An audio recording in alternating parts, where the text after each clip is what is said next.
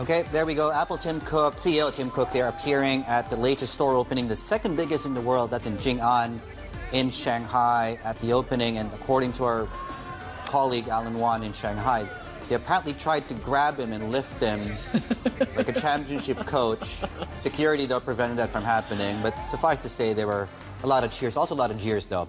In fact, looking at the online buzz around that opening, in today's China Brief, what's actually trending on Weibo is so much not the store itself or the opening itself, but the drop in the market value due to regulatory issues. On the stock drop, no major tech breakthrough. This is on Apple, and the pricing is so high. No wonder it has dropped so much. Yeah, some other users were talking about having ups and downs is normal for stocks. Apple will get back one day as it keeps solidifying its core strength and expanding innovation. So certainly some mixed views across that. But more reactions to the news store.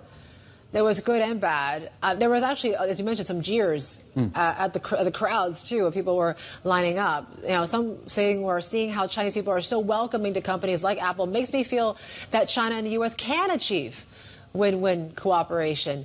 On the negative note, though, if TikTok is eventually banned in the U.S. on the principle of reciprocity, we should pick Apple. And speaking of TikTok, this was quite interesting as well. The Chinese Assistant Minister of Foreign Affairs, Hua Chunying, drawing a bit of comparison between the CEO showed Chu's treatment by U.S. lawmakers and then pairing that with Tim Cook's reception in China.